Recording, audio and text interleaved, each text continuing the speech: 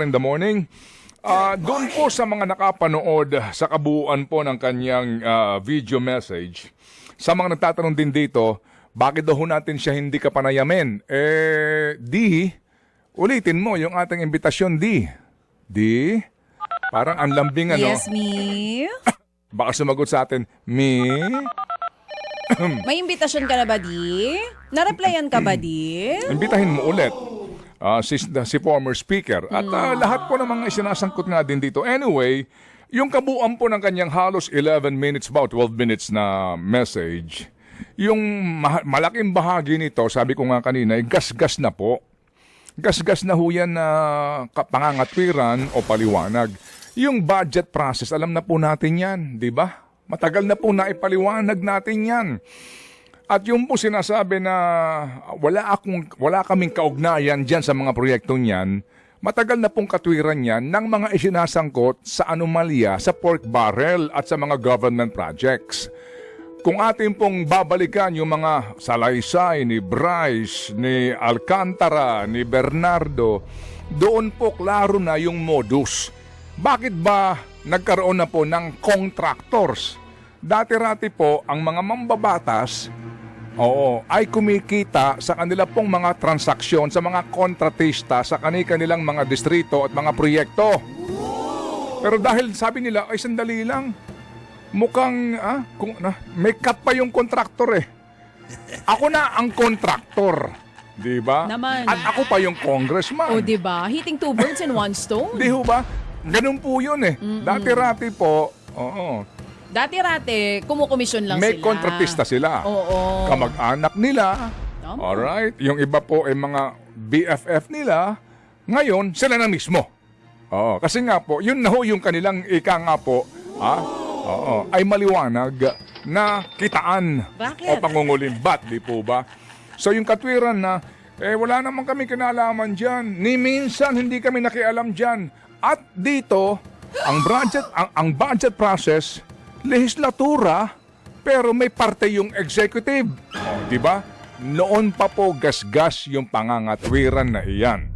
With all due respect again. Ngayon eto, no? Pagkatapos po ng mahaba niyang pangangatwiran doon po sa usapin ng budget process at walang kaugnayan sa pagpapatupad ng proyekto, sa dulong bahagi nito, may sinasabi siya na siya nananahimik lamang noon, pero ngayon siya daw po'y obligado ng magsalita.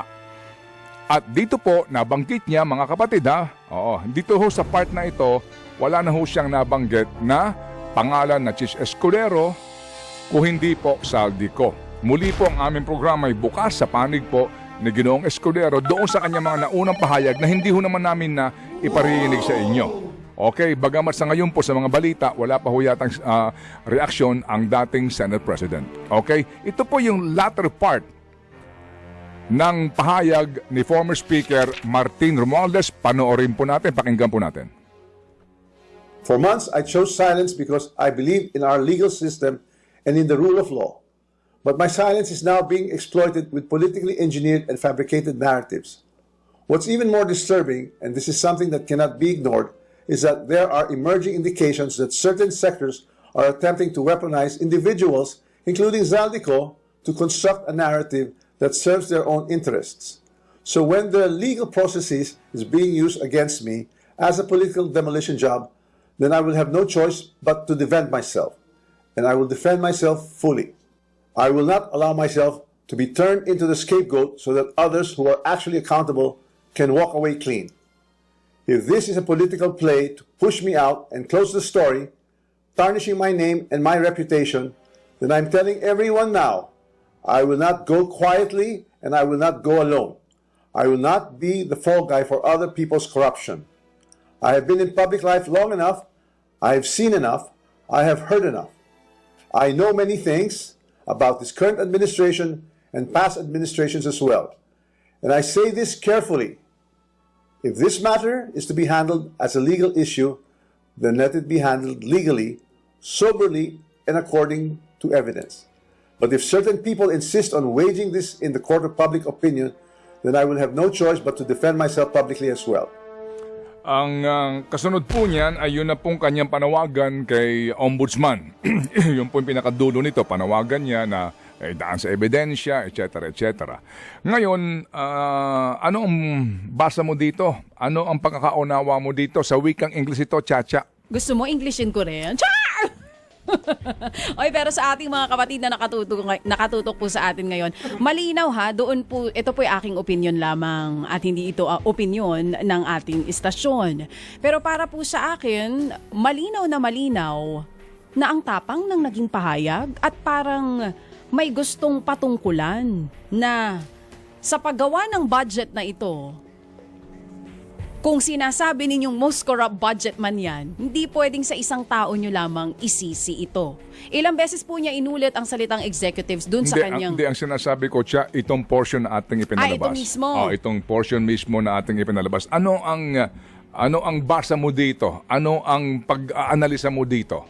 Kagaya na sinabi ko kanina, actually in all summary, dun po sa kanya mga naging pahayag, kung ituturo nyo ako, sabay-sabay po tayong malulugmok sa kumunoy na ito. In English nga, if I go down, we will all go down. Hashtag sabay-sabay. Lahat tayo. Hindi pwedeng ako lang. At narinig na rin natin po yan sa naging video statement noon ni Zaldico. Naalala nyo po ba? Medyo ganyan din ang statement ni Zaldico noon.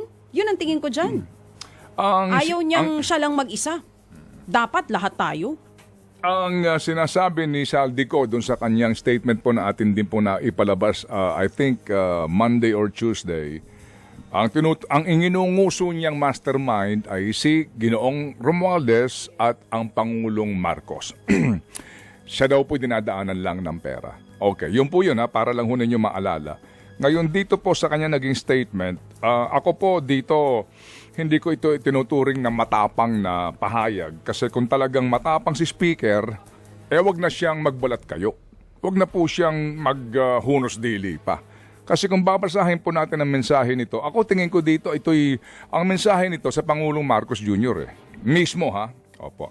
Una, nabanggit niya rito na ako'y nananahimik lang kasi naniniwala ako sa legal system natin.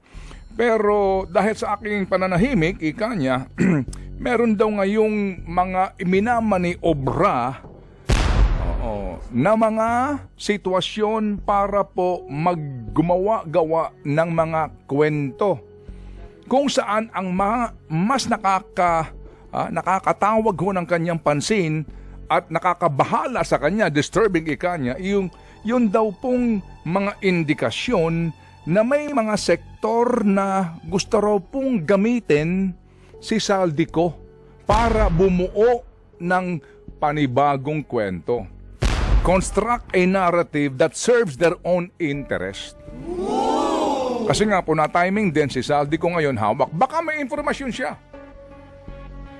Baka meron silang informasyon na may kumakausap kay Zaldico ngayon para Yon, sabi nga niya, na siya ang gawing scapegoat. Ito po yun sabi niya rito, no?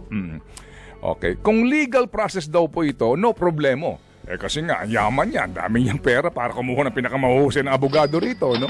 Kung legal process to, demandahan to, ala tayong problema dyan. After all, pag pinag-usapan natin ang usaping legal, kuha ka ng the best na mga abogado at kaya mong, alam mo na yun, ibig ko sabihin. Anyway, sabi niya rito, I will not allow myself to be turned into the scapegoat. And sabi pa niya, no? Sabi pa niya rito, no?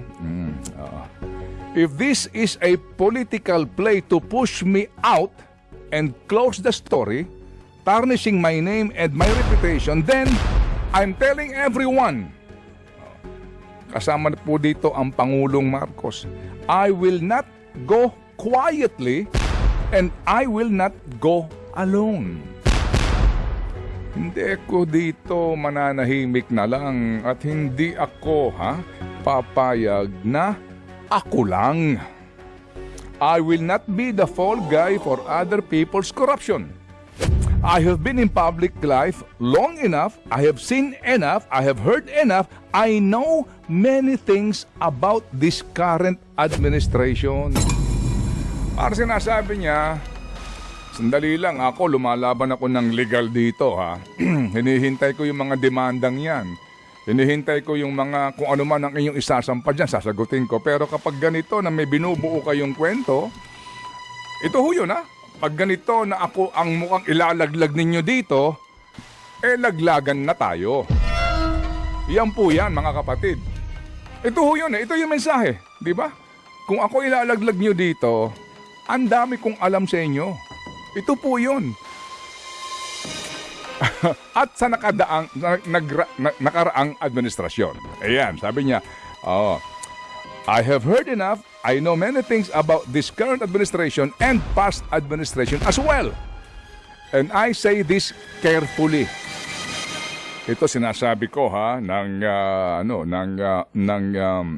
dahan-dahan. If this matter is to be handled as a legal issue, pinalala niya, then let it be handled legally, soberly, mahinahon daw, and according to evidence. But if certain people insist on waging this in the court of public opinion, then I have no choice but to defend myself publicly as well. So kung baga nagpapaalala siya, sandali lang ha, ang dami kong alam sa inyo. Hindi ako papayag na ako lang ang ilalaglag dito. Kapag nagkataon, laglagan tayo. So ang sa akin po naman dito, kung gayon naman Sir Martin, Mr. Former Speaker, parang may kondisyones pa, di ba? Para bagang, ano ba yan? Akala ko ba legal lang usapan dito? Bakit ngayon mukhang ako na Ha? Bakit? Hello? Kung ganyan, edi sandali lang. Ngunguso ko rin kayo. May kondisyon. Sa dulo, ibalik nyo sa legal ang usapan. Huwag dito ngayon na para bagang ako na ang punot dulo nito. May kondisyon. So kung talaga pong gusto niya ng katotohanan dito, gusto niya talaga dito ng pananagutan, at gusto niya talaga dito ng katotohanan, huwag na tayong maghintayan pa ng ganitong mga pasaring. Kung maglalaglagan, maglaglagan na kayo. Hindi po ba? Yun. Ito ho yun. Iyon ang mensahe. Ito ho yun. Kayo nakikinig ngayon sa amin. English po ito. Oo. Pero kung babasahin mo ito mga kapatid, ng masinsina nga, kaya ako 3 ulit ko itong pinakinggan. May parinig dito. Kaya ngayon, pagkatapos nito, abangan natin.